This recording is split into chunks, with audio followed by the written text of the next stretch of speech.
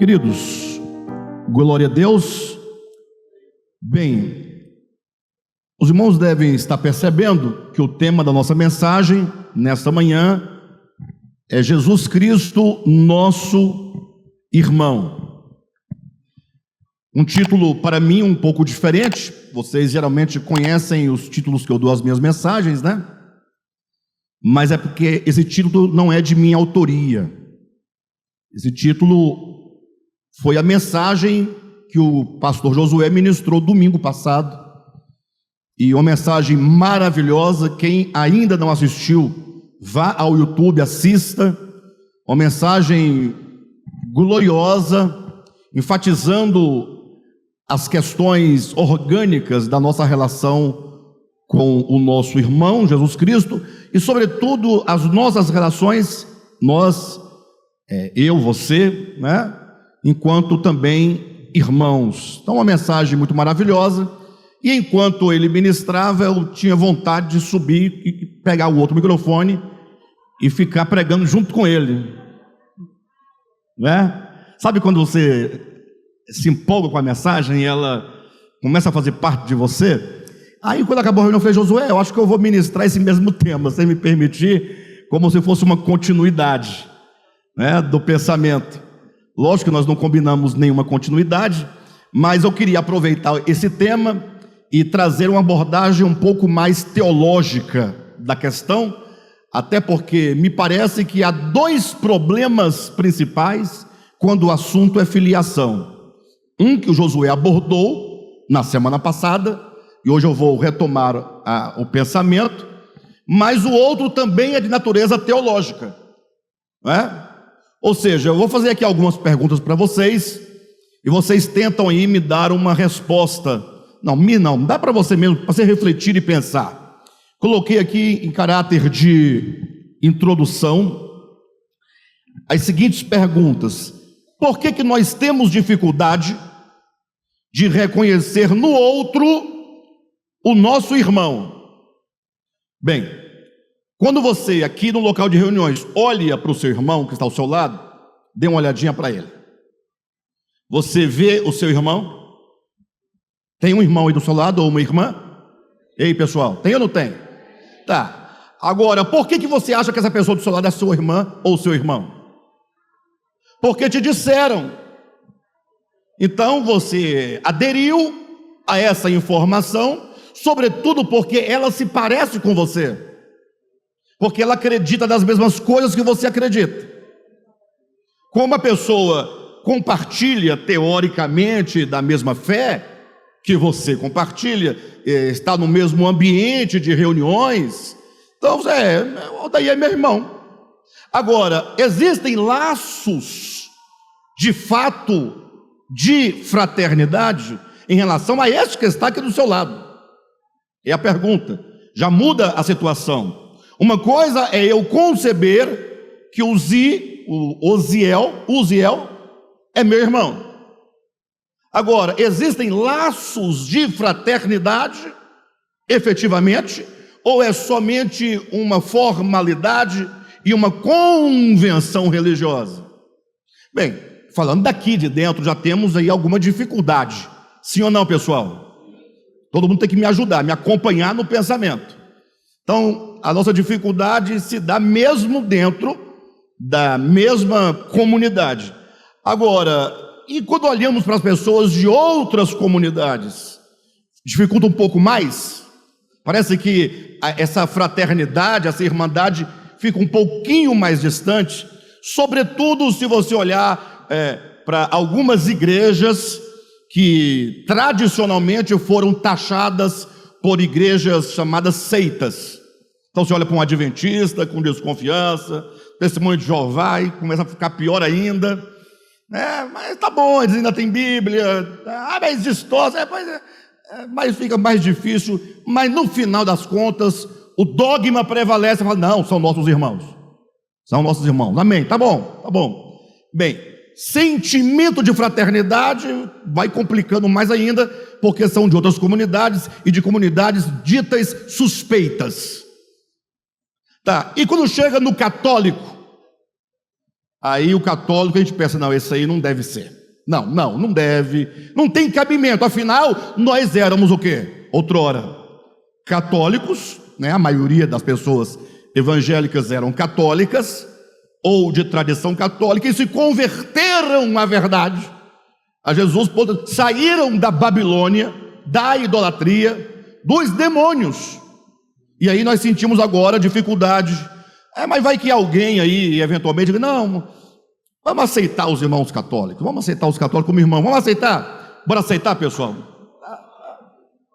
Tá bom, a gente deixa eles fazerem parte desse círculo de irmandade, desde que nós saibamos que são irmãos diferentes. É aquele irmão bastardo, irmão esquisito, diferente, tá bom, ainda dá para relevar, perfeito? Laços fraternos agora é que não tem mesmo, né? Não tem mesmo. Mas imagine agora saindo desse círculo chamado cristianismo. Como olhamos para aqueles que não estão no cristianismo? O crente desviado, o católico que nunca entrou numa igreja católica, só foi batizado porque o avô dele batizou lá, mas bebe, fuma, dança e vai para a casa da luz vermelha, para o show do Jorge Mateus. Aí não dá, né, irmãos? Não, o show do Jorge Mateus não dá, aí foi longe demais, mas vai também. E aqueles então que participam de outras religiões que não exatamente o cristianismo. Quando você vê aquelas mulheres vendendo acarajé, cheio de guia, aquela roupona branca, um turbante branco, patuá e tudo, você, o sangue de Jesus tem poder, arreda Satanás, não é? Como olhar para essas pessoas, não é? E ver ali a sua irmã? É mais difícil, não? Sim ou não? E quando você passa ali perto da Coca-Cola, ali na Taguatinga Sul, que você vê aquelas pessoas trabalhando duramente naquela região, não é? ao calor do sol, exposto ao sol, né? Nem dinheiro para comprar roupa tem. Aquelas pessoas ali da Coca-Cola, naquela região, ficam sem roupa, tudo. Parece que fica mais difícil você olhar para aquela pessoa e falar, puxa, ali está o meu irmão, ali está a minha irmã, e você ter sentimento fraterno real. Então a pergunta que eu fiz para reflexão foi a primeira, vou fazer mais 3 ou mais 2. Primeiro, por que temos dificuldade de reconhecer no outro o nosso irmão? É a primeira pergunta. Então nós temos primeiramente um problema, né, de natureza, de sentimento em relação ao outro, foi o que o Josué trouxe semana passada, salvo engano, mas existe também aí um problema de natureza teológica, e é esse ponto que eu quero trazer para vocês essa manhã. Ou seja, nós fomos ensinados dos púlpitos das igrejas, usando a Bíblia como instrumento, que irmão nosso é somente aquele que se identifica conosco, na nossa fé, no nosso comportamento e no nosso procedimento. Bem, vamos à segunda pergunta. Isso aqui é reflexão de introdução, tá bom? A segunda pergunta, ela é menos complicada. Por que temos dificuldade de nos reconhecer como filhos de Deus? Porque a despeito do dogma ser muito forte, todo mundo quer ser filho de Deus, parece que o que importa é que eu sou, o outro não é. Mas, às vezes temos nossas crises, né? Poxa, será que eu nessa condição, nessa minha situação de vida, de comportamento, de indiferença e de tantas outras coisas, eu sou mesmo filho de Deus? Devo ser, né? Me recordo de uma situação, um camarada uma vez estava passando mal, amigo do Frank, meu irmão. Aí ele morava sozinho, passando muito mal, tal, de madrugada, acho que não sei se era pressão alta, ele começou, não sabia o que fazer, não tinha ninguém para chamar, de madrugada, sozinho, e ele decidiu fazer uma oração. Nunca tinha orado na vida dele. Falou assim: eu vou orar, porque o que eu faço? Eu vou morrer aqui. Aí foi orar, ele falou: Senhor, tudo bem que eu não sou teu filho? Também não sou teu irmão? Porque os teus filhos, teus irmãos são os crentes, né? Mas não é possível que eu não seja nem primo. É verdade? Mas não é possível que eu não seja nem primo. E aí ele contou isso para a gente, virou uma espécie de piada, mas faz todo sentido, porque era como ele, na hora, falou: eu não posso ser chamado de filho, e nem de irmão de Jesus. Então, um parentesco aí, mais ou menos, um primo, uma coisa, para me ajudar. Bem, de todo modo, a coisa engraçada, mas revela o quê? Um sentimento de alguém que, num dado momento, não se julga digno, ou de ter a dignidade de ser um filho de Deus. Não raras vezes acontece de nós ficarmos nessa crise. A terceira pergunta é: por que temos dificuldade de reconhecer a Deus como nosso Pai? Como nosso Pai. Lógico, todas as perguntas estão relacionadas entre si, porque a relação aqui é pai, filho e irmãos. Perfeito? Agora, a resposta aqui é muito simples para essas questões que eu trouxe. Toda a nossa dificuldade que envolve a paternidade divina, a filiação minha em relação ao Pai e a fraternidade universal de todos os homens, toda a dificuldade se encontra exatamente no problema do mérito. O problema do mérito.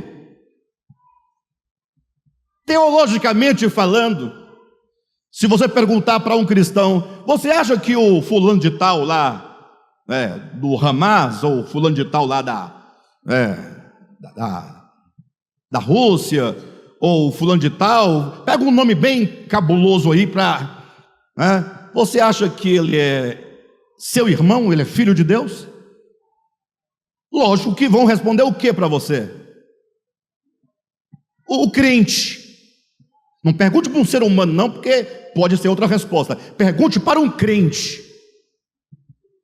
O que ele vai te responder? Não é?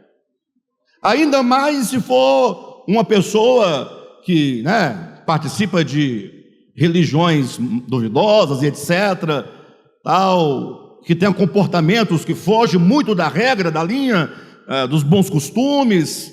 Então, não, mas tá bom, e você é filho de Deus? Mas eu sou filho de Deus. Por que você é filho de Deus? Me responda. Vamos lá, Adriano, você é filho de Deus?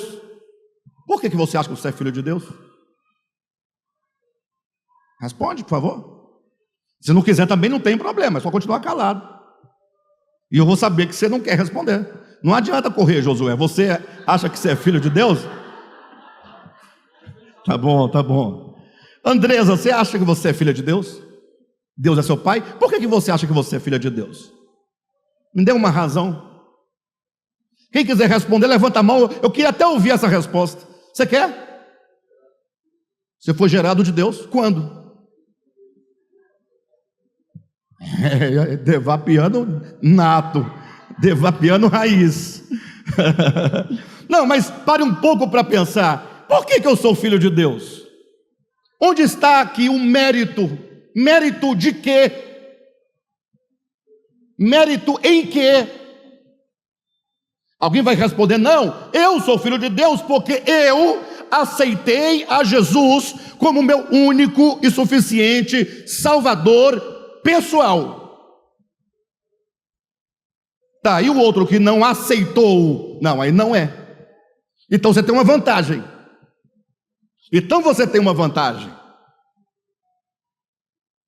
Então percebe que existe um problema do mérito.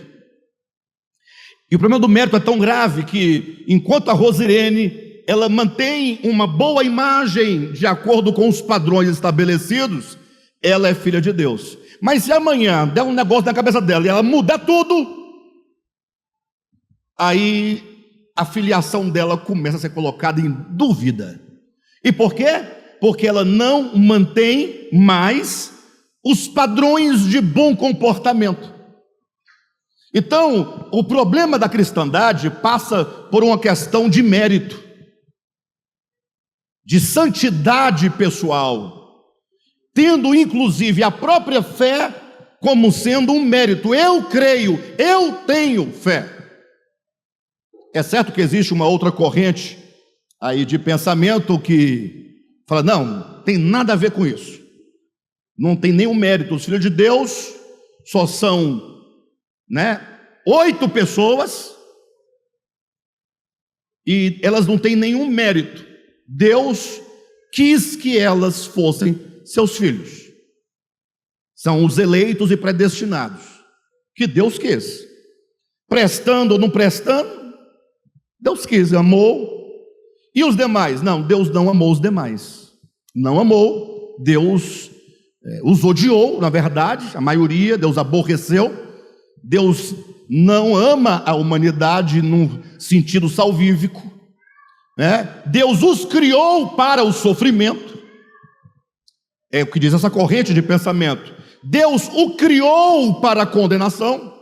Aí você pergunta, mas qual é a lógica disso? Vou te responder. É que quando esses homens que foram criados para o pecado, para a morte, para a destruição, forem para o lago de fogo, os que foram salvos, eleitos, os anjos não caídos, os mundos não caídos, vão poder ver na desgraça dos não eleitos a glória e o poder de Deus. Deus será aplaudido pelo universo. Por quê? Porque ele se revelou como aquele que tem o poder de salvar quem ele quer, porque ele quer, pelos seus próprios motivos, e tem o poder de condenar quem ele quer pelos seus motivos. Então eu tenho o poder de fazer o sofrimento e poder de tirar o sofrimento. E agora para a eternidade toda ficarão aqui esses 2 quadros para que vocês contemplem o meu poder e a minha graça. Tem essa corrente de pensamento. É estranha? É. Muito estranha. Mas muito estranha. Lógico que uma teologia dessa não passa no critério de um estudo da Bíblia apurado, tomando a Bíblia como um todo e estudando, sobretudo, o tema bíblico da eleição e predestinação, que são temas bíblicos, explorados sobretudo por Paulo. Quando se entende, se ler esse tema tão profundo dentro do âmbito de significação que a própria Escritura lhe dá, e não aqueles que os homens dão. Perfeito? Bem, mas de todo modo, essa questão do Filho de Deus me parece passar muito pelo critério do mérito, sobretudo do mérito. E essa manhã eu quero tentar desfazer esse nó. Quero tentar apontar um caminho, tentar apresentar aos irmãos, num primeiro momento, um paradoxo. Nós vamos falar hoje em termos mais teológicos, tá? Compreensão do texto bíblico. Porque a semana passada esse tema foi tratado com muita maestria do ponto de vista da organicidade, do sentimento de fraternidade. Bem, o problema é que a Escritura, ela afirma 2 coisas aparentemente diferentes. A pessoa que lê a Bíblia tem que tomar um cuidado muito grande, não só a Bíblia, mas outros livros também, mas sobretudo a Bíblia, porque a Bíblia, ela, além de ter sido escrita em línguas tão distantes da nossa, tão remotas, como o hebraico, como o grego, e em muitas partes em aramaico, mas foram escritas ao longo de 1.600 anos, não é? De Moisés a João, do ano 100 da era cristã. Então assim, é um livro muito complexo, mas o fato é que quando lemos a Escritura temos que procurar os pontos de conexão entre aquilo que parece contraditório, porque no primeiro momento a Escritura vai dizer que Deus criou Adão. Esse é o primeiro ponto, que nós vamos confrontá-lo com o outro ponto. a gente vai gerar o paradoxo, a gente vai então entrar com uma resposta, uma solução bíblica. Então, no primeiro momento, vamos afirmar categoricamente: Deus criou todos os homens filhos de Deus. Nenhum homem, nesse primeiro momento, entenda, pode ser feito filho de Deus a posteriori do evento e do ato da criação. Se você ler Gênesis capítulo 1, capítulo 2 com atenção, você vai encontrar claramente que Deus foi ordenando que as coisas surgissem.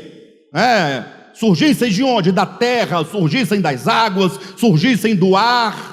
Deus foi ordenando que a terra produzisse sementes, que a terra produzisse ervas, que a terra produzisse árvores frutíferas, que as águas produzissem animais marinhos, etc. e tal, os peixes e as aves, e tudo foi sendo ordenado como que uma lei na própria natureza, como que uma semente de lei que está na própria criação, e que com o tempo essas sementes vão existindo. Tanto é que, a despeito de qualquer coisa, você olha para a terra todo dia, as coisas estão o quê? Nascendo, os peixes não acabam, as árvores não acabam, tudo vai nascendo, vai nascendo, vai nascendo. De onde? Da terra, das águas. Essa é uma lei divina. Porém, quando chega no homem, existe uma pausa. É o que alguns na teologia chamam de o conselho da Trindade, né? Para poder ficar bonito, elegante. Mas não adianta ficar elegante se perder o principal. Disse Deus: façamos o homem. O homem será feito em Gênesis capítulo 1, versículo 26 e 27. Ou, se preferir, capítulo 2 do livro de Gênesis. E no ato criador, no ato fundador da humanidade, disse Deus: façamos o homem à nossa imagem, conforme a nossa semelhança. O homem não é um ser criado como qualquer outro ser foi criado. Todos os seres foram criados, diz a Escritura, cada um conforme a sua própria espécie. Mas o homem não foi criado segundo a sua própria espécie. O homem não tem uma espécie própria. Disse Deus: façamos o homem à nossa imagem, conforme a nossa semelhança. O homem foi criado para que, quando outros seres de outros mundos olhassem para o homem, pudesse ver no homem Deus. Não me refiro a nariz, boca, língua, orelha, não. Me refiro às partes interiores do homem como reflexo da divindade. E quando Deus então disse: façamos o homem à nossa imagem e semelhança, o que ele fez? Como ele procedeu? Ele toma a parte material do barro. O barro, o rio ali representa essa parte material, porque quando eu olho para o Juraci, ele não se parece comigo no aspecto físico, nem com Pedro, nem com Josué. Cada um tem uma feição diferente. Como podemos todos ser a imagem de Deus, se Deus é um só, e nós somos muitos quando nós olhamos um para o outro? Mas ele faz a parte material, física, do barro. Isso é uma pedagogia.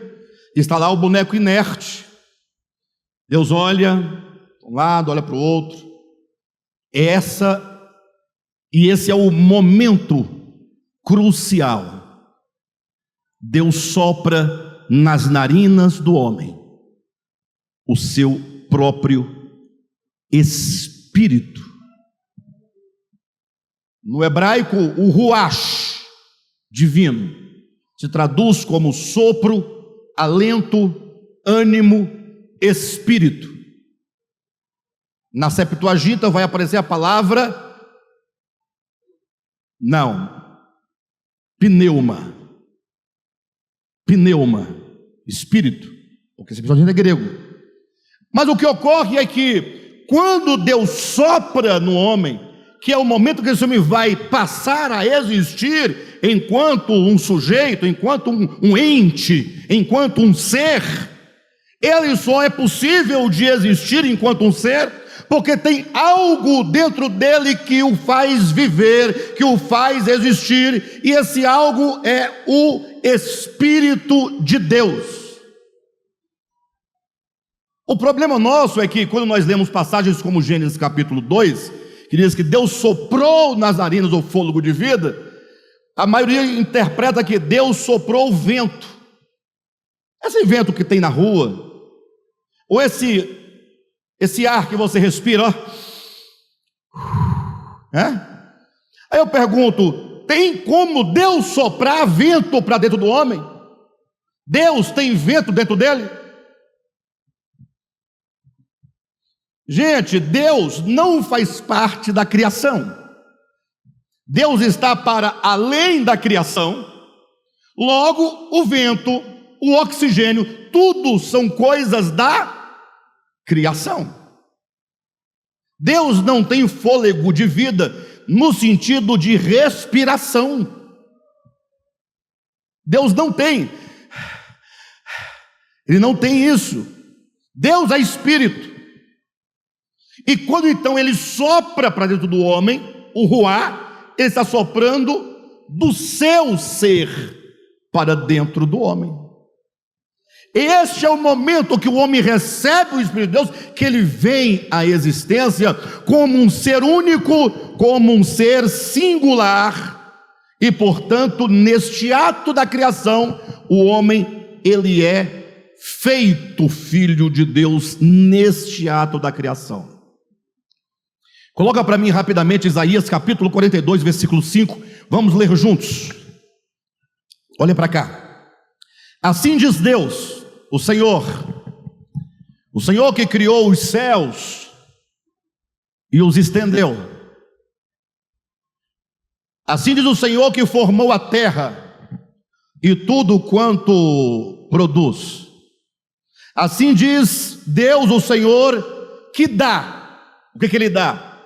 Fôlego de quê? De vida ao povo que nela está. Ao povo que está onde? Na terra. Oi, olha para cá. Quem aqui duvida que Deus dá fôlego de vida aos homens que habitam sobre a terra? Ninguém duvida? Quando você vê alguém por aí andando, opa, esse fôlego de vida aí é de Deus, hein? Foi Ele quem deu. E o texto continua dizendo, o que ele dá? Ele dá fôlego de vida ao povo que anda sobre a terra, e ele dá o quê? Ele dá espírito. Deus dá espírito. Ele dá o quê? Ele dá o espírito. A quem?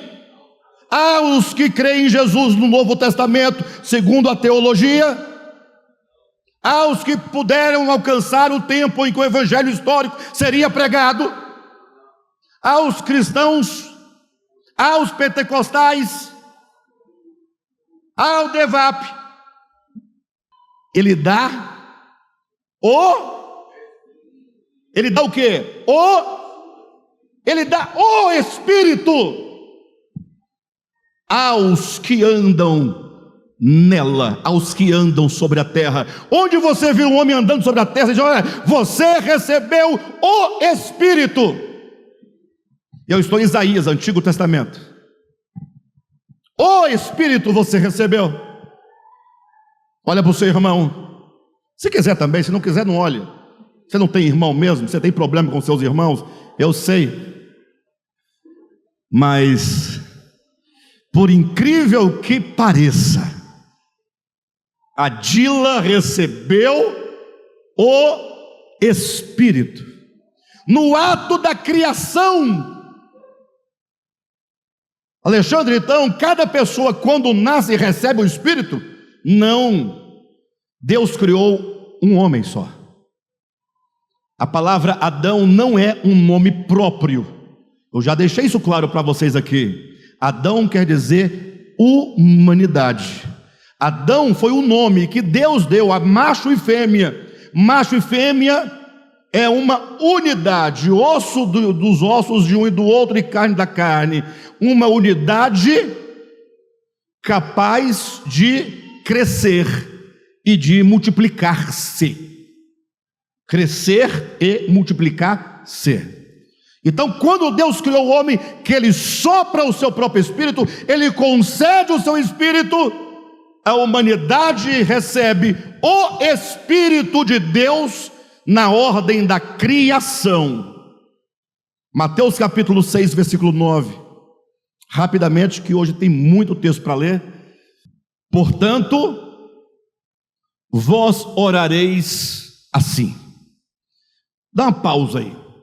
É importante lembrar que quando Jesus diz estas palavras, ele ainda não tinha o quê? Morrido.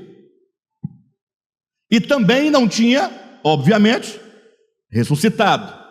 Logo, não havia a pregação do Evangelho, conforme a teologia estabelece.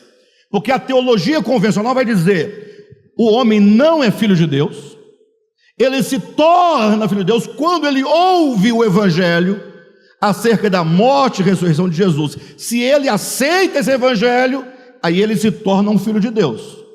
Só que quando Jesus disse tais palavras, não tinha ainda nem a teologia, nem o Evangelho histórico, nem a sua morte, nem a sua ressurreição. Ele está ainda no período ali de transição, caminhando em direção ao que viria a ser conhecido como Novo Testamento. Quando orares, portanto, vós orareis assim: Pai nosso. Quem foi que ensinou aos homens orarem chamando a Deus de Pai? Foi Jesus? Veja que Jesus não tinha problema de teologia. Olha, dirijam-se a Deus como Pai, e não é meu Pai. A oração do Pai Nosso tem essa característica de dizer: o pão nosso, o Pai nosso. É uma oração que engloba todas as pessoas. Então só é capaz de fazer tal oração aqueles que primeiramente vê a Deus como Pai, vê a Deus como seu Pai e vê a Deus como Pai de todos os homens, e portanto podemos falar nosso Pai, Pai nosso. Mas aí um outro texto ainda, Mateus capítulo 23, versículo 9, rapidamente: a ninguém sobre a terra chameis vosso Pai. Isso é Jesus dizendo, e ele está dizendo antes da sua morte, e antes da sua ressurreição, antes do Evangelho histórico, e antes da possibilidade de alguém aceitar a Jesus como Salvador, nos termos estritos do Evangelho histórico. A ninguém sobre a terra chameis vosso Pai. Josué, você tem filhos? Quantos filhos você tem? Quais são os nomes deles? Israel, Isaque e Natã. Eles chamam você de pai? Pai Josué? Papai?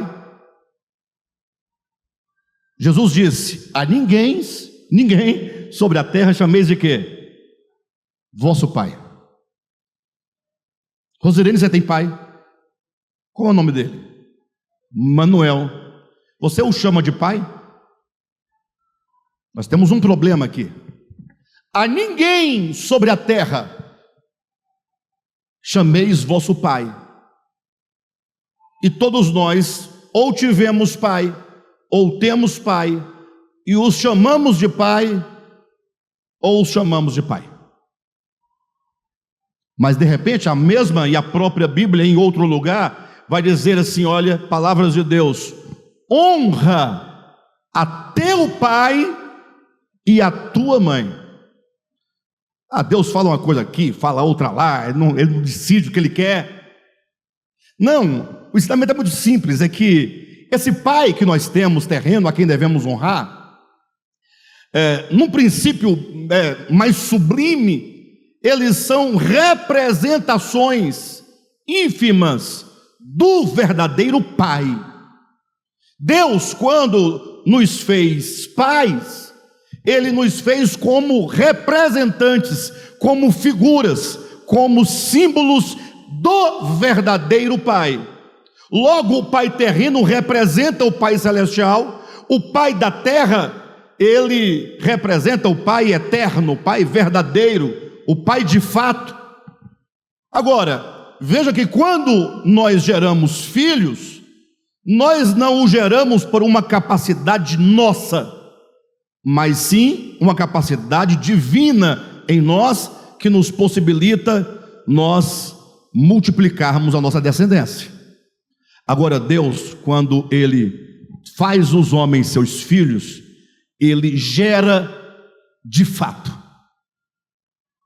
porque a nossa vida não é nossa, a capacidade de multiplicação não é nossa. Deus é o único de fato criador, é o único de fato gerador. Logo, quando diz a ninguém sobre a terra chameis vosso pai, quer dizer, quando você pensar na sua existência, entenda que a sua existência só é possível por causa do Pai eterno. Não confira a sua existência, em última instância, ao seu pai terreno. Não chamar a ninguém sobre a terra de pai é não conferir a nenhum ser humano a origem da sua existência. Pode ser que o meu pai tenha sido o começo da minha existência, mas não a origem da minha existência. E por qual motivo ele diz isso? Porque só um é o vosso Pai, aquele que está onde? Nos céus. E para quem não sabe, Mateus capítulo 23, começa lá do versículo 1, para vocês entenderem com quem Jesus está conversando e para quem ele está dizendo tais palavras. Ele está dizendo aos escribas e aos fariseus, que inclusive no capítulo 23 vai falar: olha, vocês são todos hipócritas, sepulcros caiados, vocês, Jesus vai destruindo a aparência que eles tinham, e no meio de tanta destruição da suposta religiosidade daqueles homens, Jesus disse: olha, vocês parem de chamar o outro de pai, vocês só têm um pai, e é o celestial. Ou seja, Jesus está dizendo que o escriba e fariseu tinha por pai o Pai celestial. Logo, a escritura é clara que nesse primeiro momento o homem, ele é filho de Deus pelo ato da criação, e o que torna o homem filho de Deus é o Espírito de Deus, que o próprio Deus deu ao homem, soprando-lhe nas narinas, conforme também vimos em Isaías 42:6. Esse primeiro ponto está claro. Agora, o segundo ponto, saltem comigo para o outro lado. João capítulo 1, por gentileza. João capítulo 1, versículo 11 diz assim, estamos agora no segundo momento, presta atenção, isso é muito útil e muito importante. Veio para o que era seu, e os seus não o receberam. Mas a todos quantos o receberam, então essa expressão todos quantos o receberam, numa situação inversa é uma condição. Sim ou não? A todos quantos o receberam, deu-lhes o quê? O poder de serem feitos filhos de Deus, a saber, aos que creem no seu nome. Pronto, falamos aqui 40 minutos e com um versículo destruímos tudo. Porque veio para o que era seu, os seus não o receberam, mas então ficou na seguinte situação: quantos recebem a Jesus, recebem o quê? O poder de ser feito filho de Deus. Logo, me parece que o homem não é filho de Deus. Só com esse texto, me parece que o homem não é filho de Deus. Para sê-lo, ele precisará o quê? Receber a Cristo como o Senhor da sua vida, como o Salvador pessoal. Entenderam, pessoal? Qual é a saída? A saída é que essa ala daqui vai montar a igreja dos filhos de Deus desde o ato da criação. E essa outra ala vai montar a igreja, Igreja evangélica. Nem todo mundo é filho de Deus, somente aquele que recebe a Jesus, é o nome da igreja. E aí vocês aqui sustentam com a Bíblia essa ideia, e vocês sustentam com a Bíblia essa ideia, e o pau quebra, e o nome de Jesus é escandalizado, a Bíblia fica em descrédito e está tudo errado. Mas afinal de contas, como nós vamos entender coisas aparentemente tão contrárias. Bem, é preciso entender que entre o ato da criação, em que Deus constitui o homem filho de Deus por meio do seu Espírito, e entre esse momento em que é necessário receber a Cristo para ser feito filho de Deus, existe um lapso, existe um espaço. Somente assim nós vamos entender. Por favor, me ajudem aí, pessoal. Do lado de cá temos o ato fundador e criador dos filhos de Deus. Deus cria o homem, filho de Deus, na criação, ok, pessoal? Do lado daqui nós temos esse momento. Quem receber a Jesus como Senhor da sua vida, crendo no seu nome, será feito filho de Deus. A questão é que entre esses dois opostos existe um hiato, existe um abismo, existe uma história. E que história é essa que separa esses dois momentos? É a história de que aquele homem criado por Deus, que recebeu o Espírito de Deus, que constituía um cidadão do reino de Deus, ele decidiu sair da casa do pai. É o que a teologia chama de a queda do homem. Esse homem criado filho de Deus, ele agora se torna um errante. E a figura do Gênesis é maravilhosa para poder representar esse drama. Quando é dito que o homem estava no jardim, era tudo muito bacana, Deus falava com o homem na viração do dia, estava lá o homem, de repente, quando ele via uma brisa fresca, ele sabia, Deus está aqui, passando. Viração do dia não é quando o dia virava de um dia para o outro, não. Viração é brisa. Então, como é que Deus falava com o homem? Falava na brisa. Então, quando vinha a brisa, aquela diferente, ele sabia, Deus está aqui, na brisa. Ele sentia, ele ouvia a Deus. Então, esse cenário é de muito aconchego, muito amor, muito cuidado, muita fartura. Tinha de tudo, de toda árvore comerás livremente. E estava lá o casal, coisa mais linda, o homem bonito, a mulher bonita, tudo muito bonito, bacana. Ninguém se envergonhava, vida que todo mundo quer. Mas um dia esse casal se rebela contra Deus, se rebela contra a palavra do Criador, desconfia do Criador e decide viverem por conta própria. E qual que é o novo cenário do Gênesis? Eles sendo expulsos do Éden, perdendo a casa, os limites da proteção, os limites do cuidado, os limites da providência, e agora saindo errante num mundo seco, vazio, um mundo inexorável, impiedoso. E agora começa uma longa peregrinação deste homem. Quem está entendendo, pessoal? Aí leiam Efésios capítulo 2, coloca rapidamente para mim, a partir do versículo 11. Efésios 2:11. Portanto, lembrai-vos de que outrora, vós gentios na carne, chamados em circuncisão por aqueles que se intitulam circuncisos na carne, por mãos humanas, naquele tempo, estáveis sem Cristo. Essa era a condição do homem. Que mais? Separados da comunidade de Israel. Eram estranhos às alianças da promessa, não tendo o que? Esperança, e sem Deus.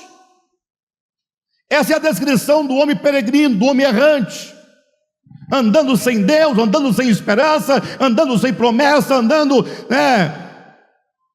sem Deus no mundo, sem nada, desamparado à sua própria sorte. Basta ler Jeremias capítulo 17, versículos 5 e 6, quando diz sobre o homem maldito. Coloca lá rapidamente a condição do homem. Jeremias capítulo 17, versículo 5. Essa é a condição do homem. Assim diz o Senhor: maldito o homem que confia no homem, faz da carne mortal o seu braço e aparta o seu coração de quem? Como é a vida desse homem? Continua.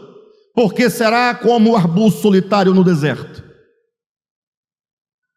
Então, para um pouco. Olha o texto. Olha a metáfora. Olha para o homem. Um arbusto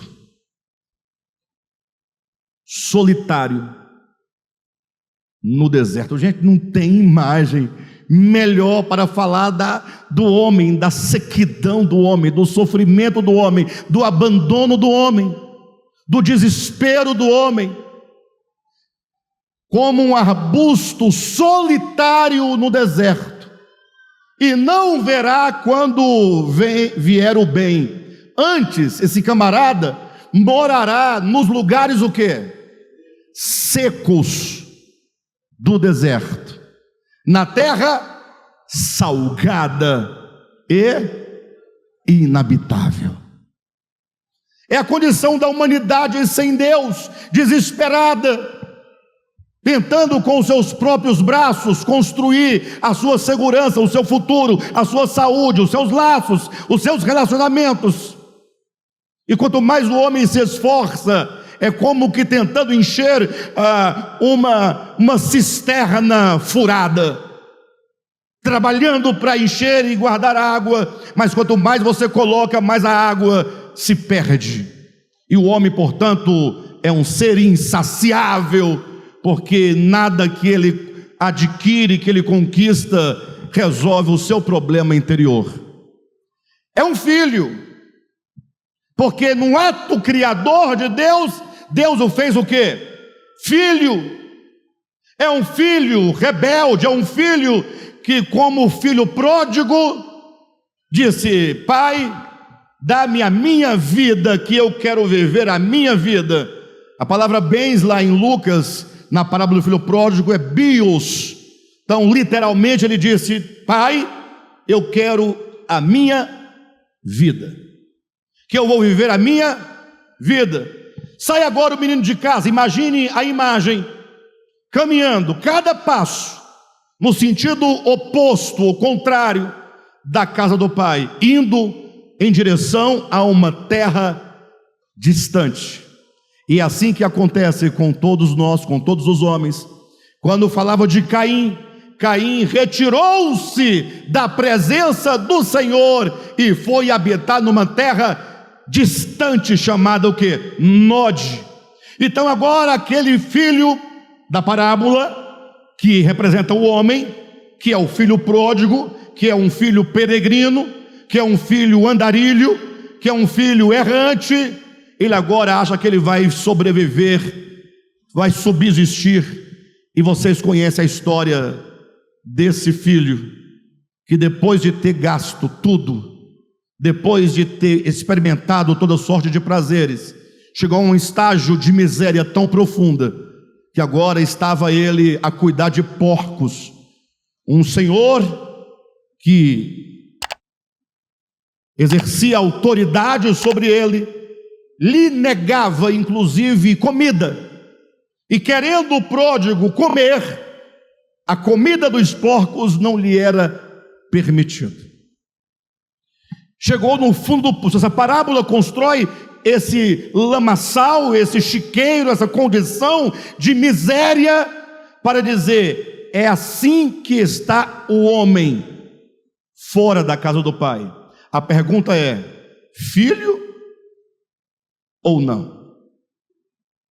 Essa é a pergunta. Como começa a parábola do filho pródigo? Um pai tinha duas criaturas. É assim que diz? Tinha quantos filhos? 2. Tratando-se do mais moço, era agora o filho pródigo. Tanto é que agora esse menino, no sofrimento, na desgraça, na angústia, ele para um pouco e uma luz brilha na sua consciência, algo toca-lhe o coração e vem-lhe imediatamente a lembrança, e ele diz: puxa, na casa do meu pai. Opa, não, errado. Na casa de quem? Na casa do meu pai, disse ele. Menino, você não está vendo que você não pode chamar Deus de pai? Você não é filho, ele não é teu pai. Para! Eu vou pregar para você o evangelho histórico, e quando você, portanto, ouvir, se aceitar a Jesus, aí você pode falar na casa do meu pai. Por enquanto não. É assim que nós fazemos. Mas como é que aconteceu efetivamente, segundo as palavras de Jesus? Ele disse: na casa do meu pai. O que significa que ele agora reconhece a paternidade divina. E isso por quê? Por uma razão simples, porque quando ele sai de casa, humilhando o pai, desafiando o pai, dizendo: vou viver a minha vida, ele deixou de reconhecer a paternidade divina quando saiu. E ninguém volta para a casa do pai se não reconhecer a paternidade divina. Primeira coisa, na casa do meu pai, lá tem pão com fartura. Voltarei para a casa do meu pai. E começa um caminho de volta. E esse caminho da parábola, tão bonito, tão lindo, que nós falamos tantas vezes, não é um caminho da parábola, não é um caminho do pródigo da parábola, mas é o caminho que todos os pródigos deverão trilhá-lo de volta à casa do pai. Tem pródigo aqui no nosso meio? Deixa eu ver. Só quem é pródigo. Muito bem. Os demais, nos espere que nós estamos chegando na casa do pai. Espero que vocês nos recebam muito bem quando chegarmos lá. Tá bom? Vocês aí que não são pródigos, é porque vocês é aquele filho mais velho que não saiu de casa. Mas estamos chegando aí. Espero ser bem recebido por vocês. Quantos pródigos nós temos aqui? A religião disse para você negar isso, é afirmar: eu sou santo, eu sou bom, eu sou justo, eu jejuo 3 vezes por semana, eu dou o dízimo do que eu tenho. Jesus olhou para isso aí e falou: isso aí não foi justificado. Quem foi justificado? Aquele homem que batia no peito e dizia: Senhor, tende misericórdia de mim, pecador. Todos nós somos pródigos. Agora, o problema ou a questão é que nós podemos ser pródigos, que já estamos trilhando o caminho de volta, mas ainda estamos caminhando.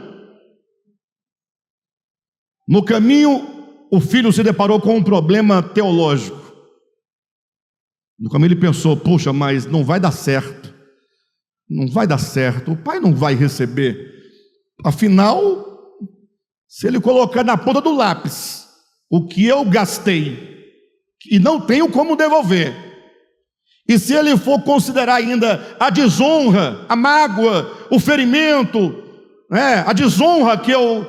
Aí piorou. E aí ele foi o primeiro a criar a teologia do mérito.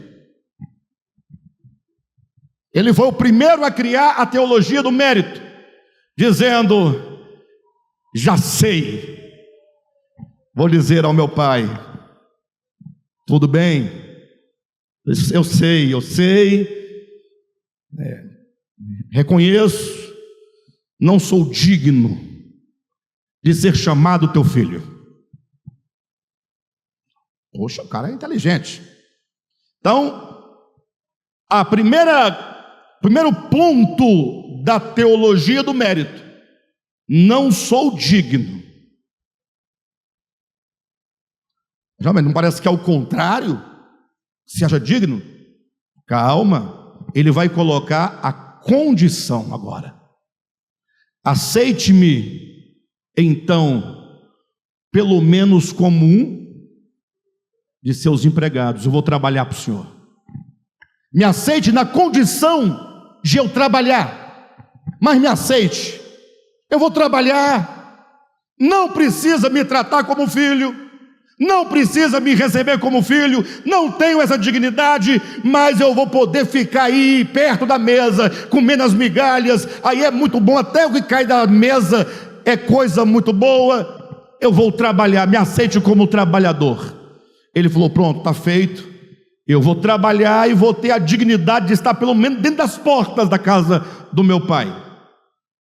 E ele vai treinando, caminhando e treinando para não errar. Direi ao meu pai: pequei contra o céu, pequei contra ti, não sou digno para teu filho, receba-me como um trabalhador, etc. Ia falando, e diz a escritura que, indo ele ainda ao longe, ou o seu pai o avistou ainda longe.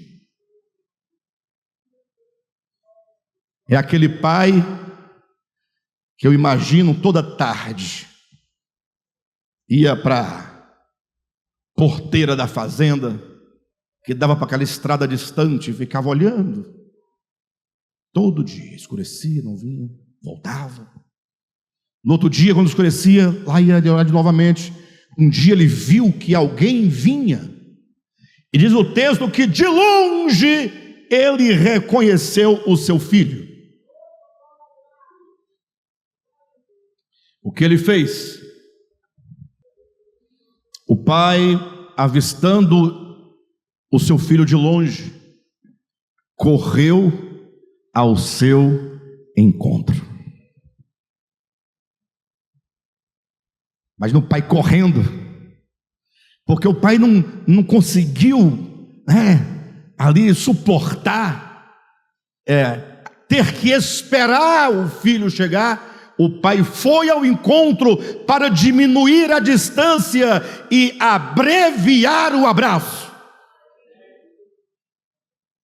Correndo, quando ele foi chegando, o filho correu e o filho foi dizendo: pai, pequei. E o pai abraçou o filho.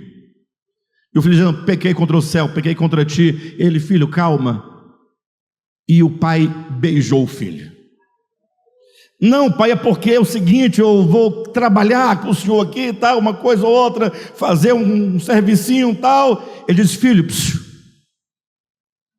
e aí, os empregados já vieram atrás. Ele diz: olha, traga-lhe sandálias e coloque nos seus pés, traga uma veste nova e traga o meu anel de autoridade e coloca ali no dedo, e pode preparar a festa, porque este meu filho estava morto e reviveu, e este meu filho estava perdido e foi achado.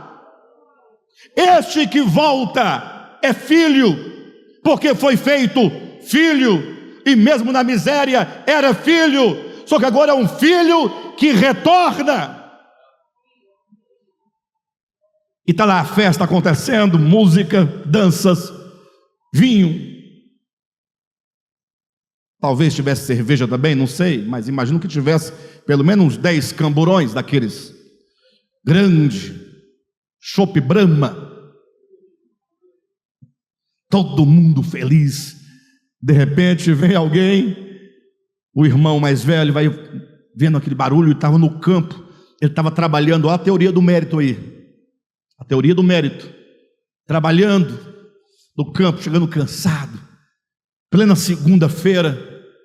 Que barulho é esse? Alguém fala: tá sabendo não? Teu pai está dando uma festa aí porque teu irmão voltou. E ele fala: meu irmão? Para, meu irmão. E ele vai ao encontro do pai, e ele diz assim: ele se indignou e não queria entrar. Saindo, porém, o pai procurava conciliá-lo, mas ele respondeu a seu pai, o filho mais velho: há tantos anos que te sirvo, sem jamais transgredir uma ordem tua, e nunca me deste um cabrito sequer, para alegrar-me com os meus amigos. Vindo, porém, Vindo, porém, o meu irmão, não é o meu irmão? Vindo, porém, este teu filho, este é aquele que nega a fraternidade, porque poderia ter dito: esse meu irmão aí é vagabundo, mas é meu irmão. É cachorro, mas é meu irmão. Tem futuro? Não tem, mas é meu irmão. Não, ele não reconhece no outro a fraternidade universal. Sabe por quê? Porque desperdiçou a vida, porque desonrou o pai. Esse quadro é claro quando o pródigo reconhece que tem um pai e diz: voltarei. O pai que reconhece o filho diz: este meu filho estava perdido, foi achado. E agora o outro que não reconhece a fraternidade universal, não reconhece no seu irmão que ele é seu irmão. Por que não reconhece? A pergunta é simples: se esse filho chamado pródigo não tivesse saído de casa, era reconhecido por este como irmão? Se o tal do pródigo não tivesse saído, esse mais velho reconhecê-lo-ia como seu irmão? E por que não reconhece? Porque não tem um mérito. Eu não. Eu volto um pouquinho atrás, 2 versículos antes. Mas ele respondeu a seu pai. Essa é a teologia do mérito. Há tanto tempo. Naquele dia vai ser muito engraçado, porque na volta do Senhor, na parousia, a gente vai ver gente na eternidade que não era nosso irmão. Nós vamos ficar, nós vamos falar: Deus, há tanto tempo que eu te sirvo.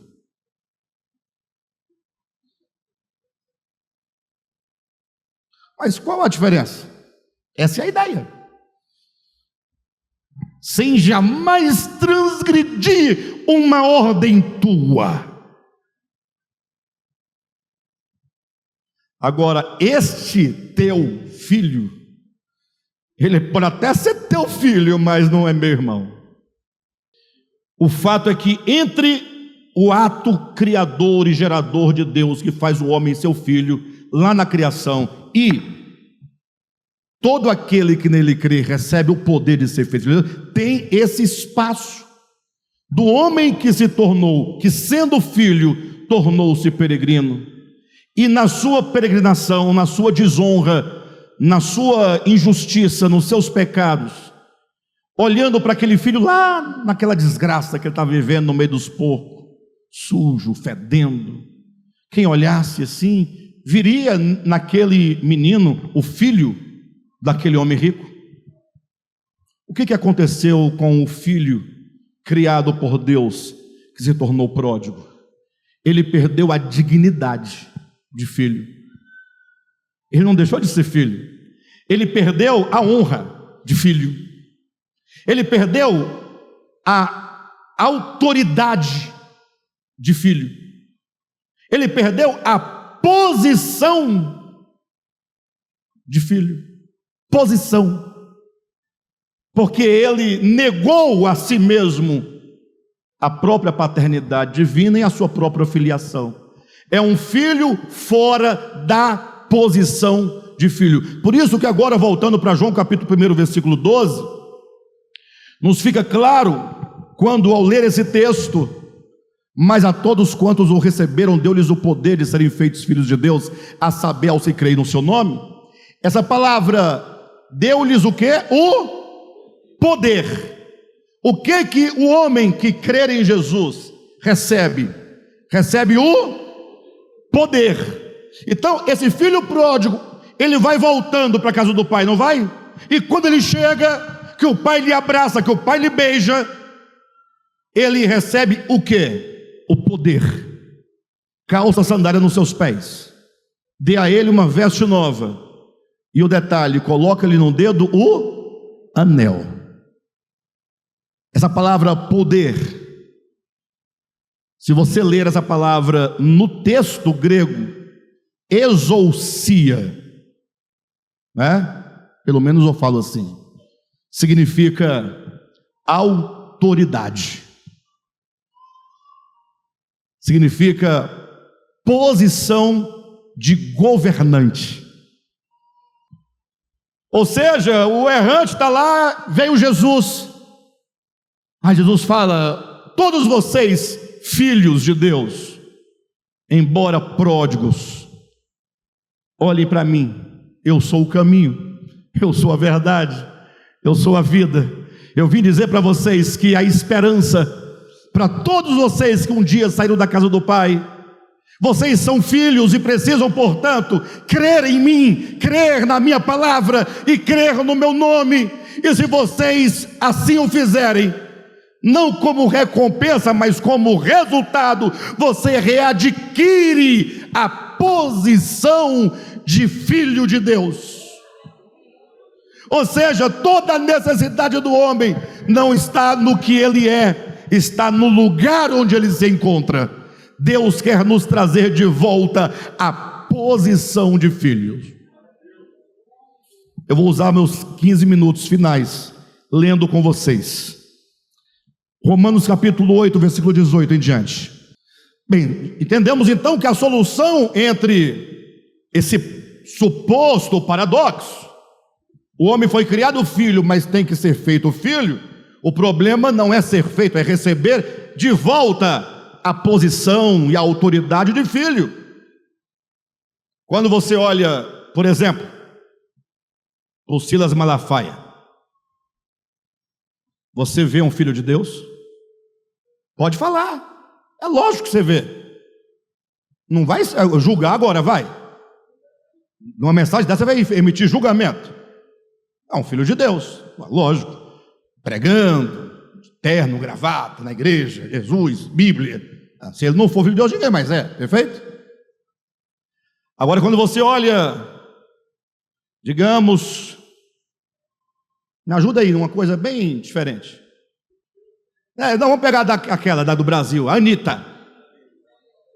Fez tatuagem na perna aqui, não foi? Na canela. Olhem para mim. Você vê ali um filho de Deus? Fala a verdade. Filho de Deus. Você tem laços fraternos, minha irmã. Olha a condição da minha irmã. E se fosse de fato o seu irmão, olha a que ponto nós chegamos numa pregação, hein? Afirmando até agora que o outro é nosso irmão, e eu falo assim: e se fosse seu irmão?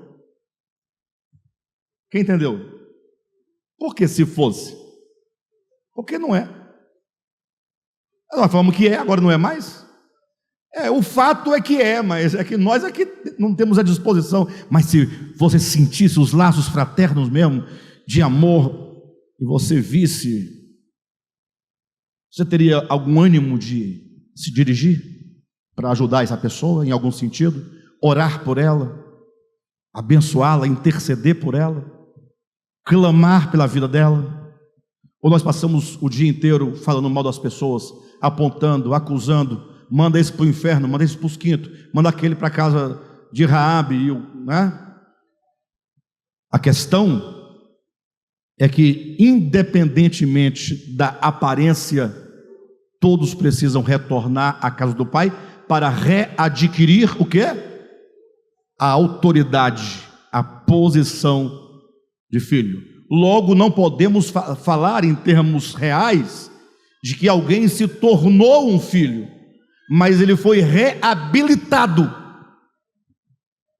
Por isso esse texto, Paulo diz: porque para mim tenham por certo que os sofrimentos do tempo presente não podem ser comparados com a glória a ser revelada em nós. Então, o que há de fundamental nesse texto é a glória a ser o quê? A glória a ser o quê, pessoal? Revelada. Onde? Então, vamos parar de ficar olhando para cima, com a mão para o alto, querendo ir para o céu. Não, para. A glória de Deus será revelada em você, em mim. Nada pode ser comparado com a glória a ser revelada onde? Em nós. Essa glória vai ser o quê? Revelada. Ela está aí. Eu não vejo, desconfio que nem mesmo esteja, mas ela vai se mostrar, ela vai se revelar. Imagina aquele filho pródigo naquela situação. A glória estava nele, mas estava visível.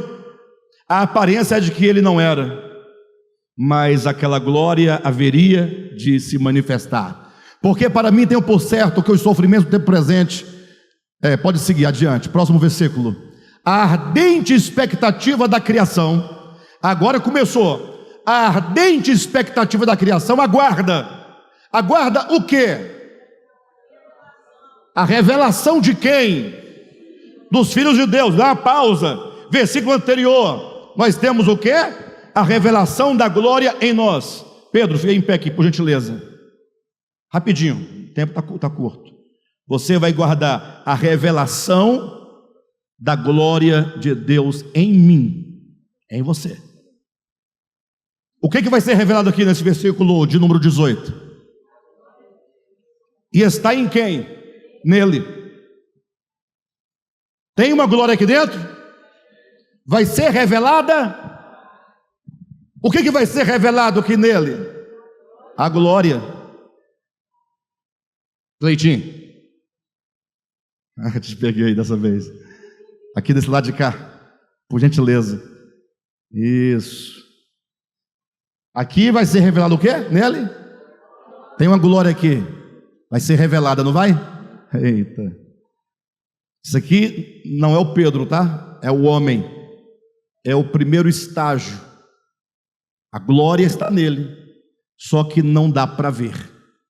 Próximo estágio está no Cleitinho. A ardente expectativa da criação aguarda. Então a criação está com uma ardente expectativa. A criação está aguardando. Aguardando o quê? A revelação. Aguardando a revelação da glória. Da glória.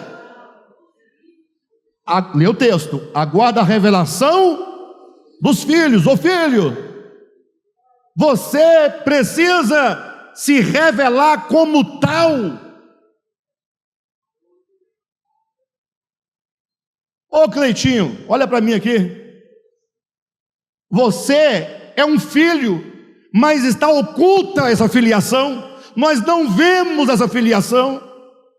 Julgamos, portanto, que você com essa sua barba e um colar parecendo uma guia no pescoço não deve ser filho de Deus.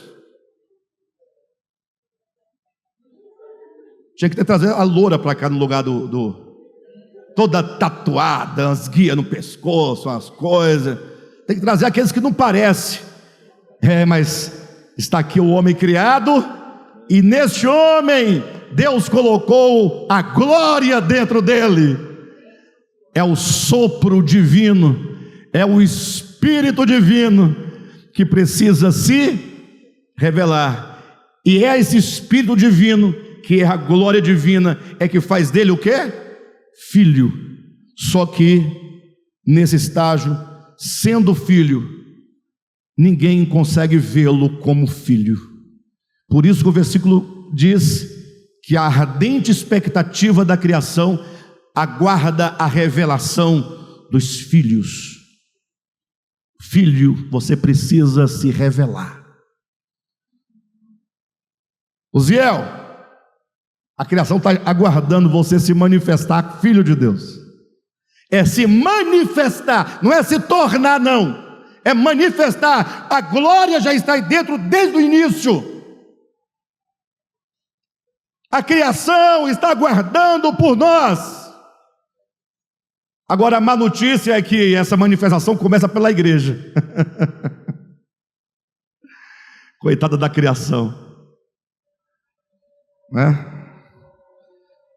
Vai morrer esperando.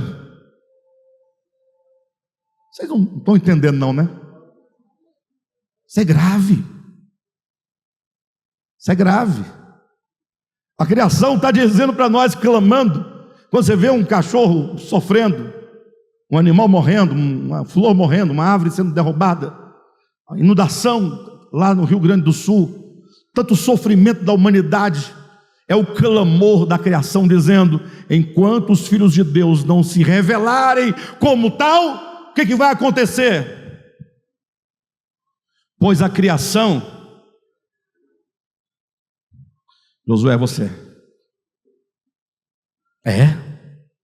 pois a criação, Josué é a criação, cabelinho dele, a criação está sujeita à vaidade. Dá para perceber?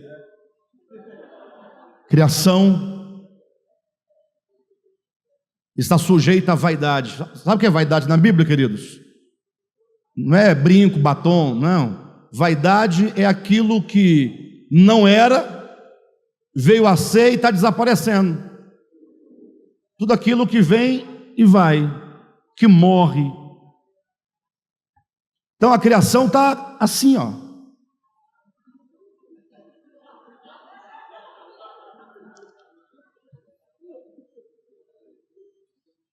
A criação, ela está sujeita ao perecimento, à destruição, mas ela está sujeita não voluntariamente. Não foi ela, a criação, que fez por onde chegar nessa situação, mas por causa daquele que a sujeitou. Porque Deus criou o homem e colocou a glória dentro. E ao invés do homem manifestar essa glória, o homem criado à imagem e semelhança de Deus, para expressar essa glória, o que ele fez? Ele se tornou pródigo, desandou, e portanto é um filho não reconhecível. Não, a glória está oculta, não manifesta. E a criação está dizendo assim: olha, vamos ver se resolve esse problema, porque afinal, enquanto você estiver aí com a sua filiação oculta, olha o que acontece. É sofrimento. Perfeito? Pois a criação está sujeita à vaidade, não voluntariamente, mas por causa daquele que a sujeitou. Próximo. Na esperança. Ela está sujeita à vaidade. Na esperança. Pode ficar feliz. Existe uma esperança. A criação tem esperança. E qual que é a esperança da criação? Na esperança de que a própria criação será redimida do cativeiro da corrupção.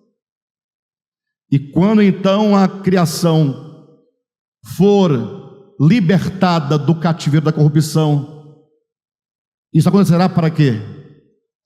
Para a liberdade. Para a liberdade. Para a liberdade. Para a liberdade. Liberdade de quê? Da glória. Se a glória está dentro dele, se a glória tem que ser manifestada, enquanto não manifesta a glória, ela está o quê? Em cadeias.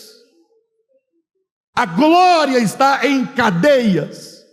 A glória que dentro de mim está, ela anseia sair, o Espírito quer se manifestar, mas o meu coração endurecido, minha alma mesquinha, não permite que essa glória seja liberta para a liberdade da glória dos filhos de Deus. Próximo versículo. Porque sabemos que toda a criação a um só tempo geme e suporta angústia até agora, e não somente ela, mas também nós que temos as primícias do Espírito, ou seja, nós os que primeiro experimentamos do Espírito, igualmente gememos em nosso íntimo, aguardando o quê? Aguardando o quê? O que nós estamos aguardando? A adoção de filhos. Podem sentar os três. Muito obrigado, pessoal. Aguardando a adoção de filhos. Este é o ponto. A adoção de filhos. Um termo estranho, adoção de filhos. Confesso que é muito estranho para mim esse termo, adoção de filhos, porque quando nós falamos de adoção de filhos, você pensa, vou adotar uma criança, você vai lá, escolhe, você não quer um menino muito grande, você vai, esse aqui também não, aí você com dó de um que está doente, vou levar esse que eu estou com dó dele, aí vai fazer os documentos, meu filho, tá bom, tem sentimentos de filho, mas ele não é filho no sentido da vida, ele é um filho do coração, lógico, às vezes muito mais amado que um filho legítimo. Então esse nome é estranho, porque parece que nós seremos adotados como filhos de Deus pelo amor, mas não por natureza. Mas a palavra adoção de filhos vem de uma expressão grega, ruiotesia, que significa posição de filho. Literalmente, posição de filho. Eu vou encerrar agora, mas quem tiver dúvida e quiser conferir, basta ler Gálatas capítulo 1, capítulo 1 de Gálatas, versículos de 1 a 7. O argumento de Paulo em Gálatas é o seguinte, que um pai tem um filho, e esse filho é filho, mas embora filho, ele em nada é diferente de um escravo.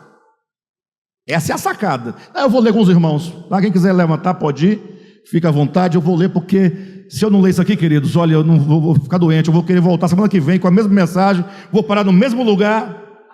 Gálatas capítulo 1, capítulo 4, versículo 1. Capítulo 4, versículo 1. Isso.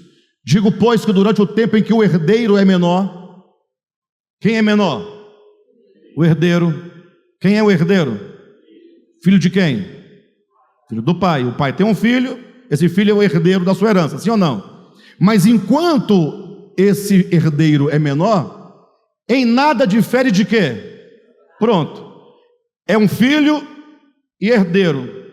Mas porque ele é menor, ele não é diferente no âmbito da posição do que um escravo. Um escravo é filho, mas é menor, então esse estágio de menoridade o impede.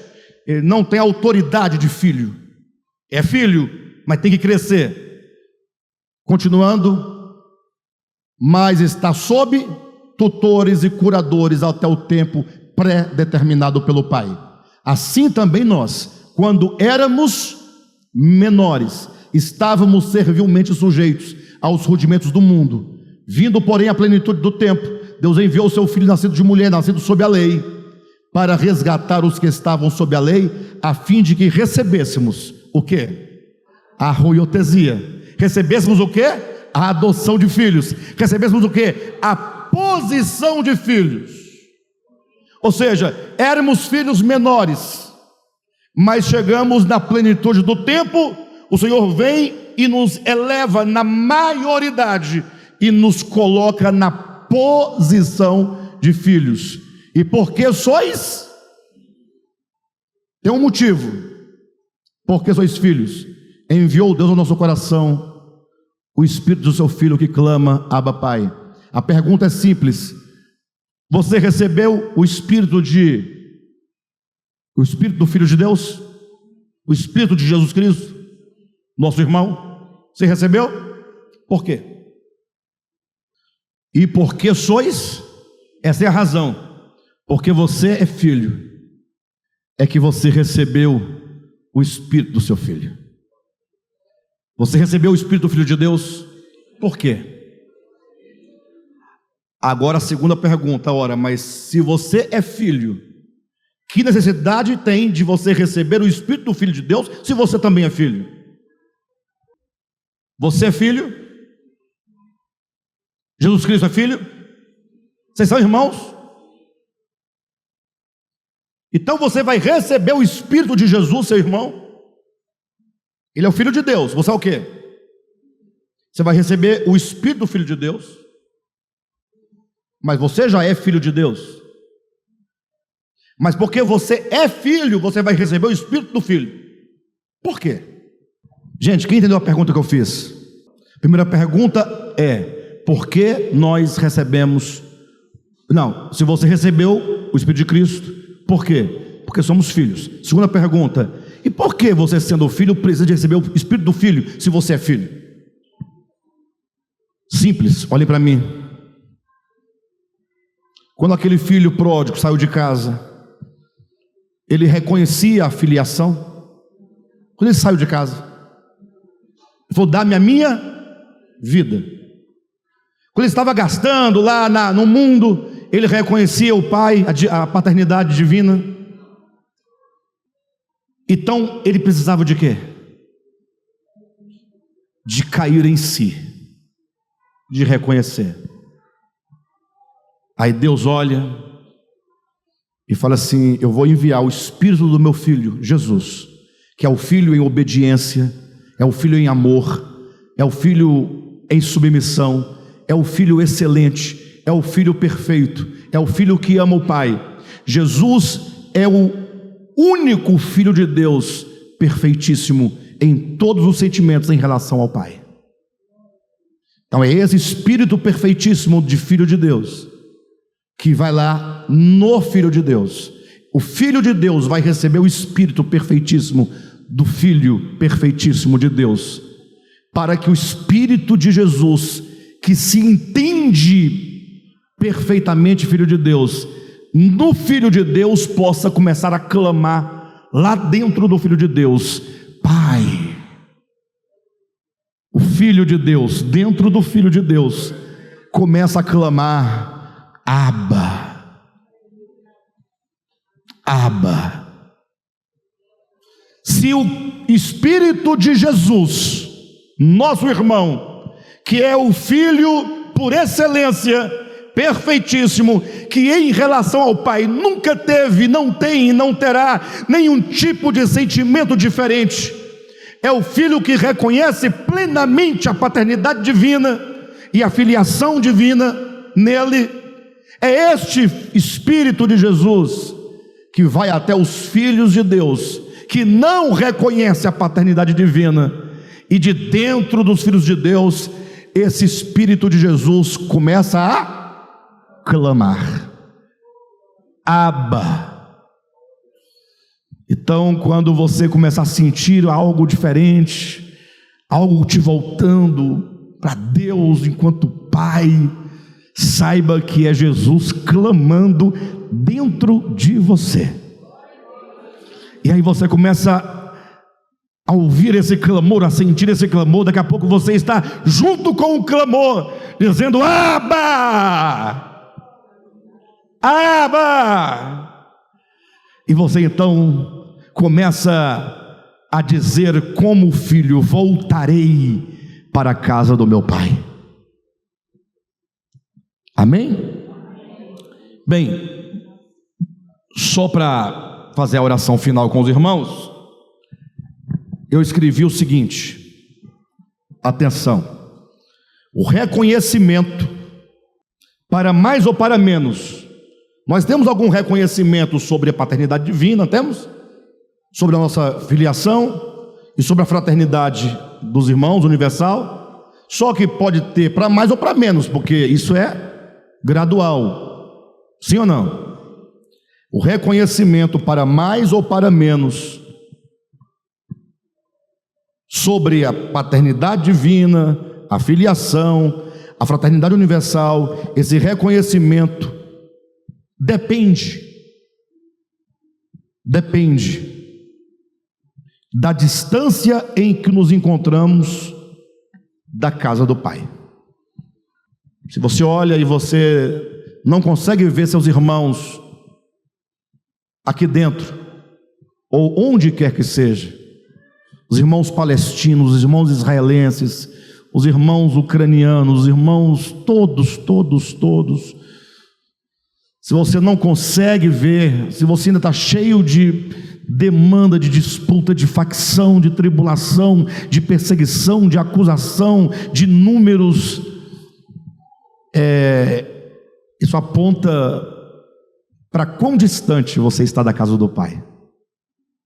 Quanto mais você dirige-se em direção ao Pai, maior é a percepção da paternidade de Deus, maior é a percepção da filiação divina, maior será a percepção da fraternidade universal.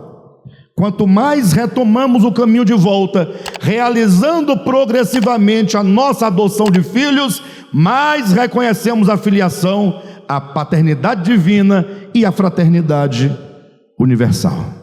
Amém? Jesus é o Senhor.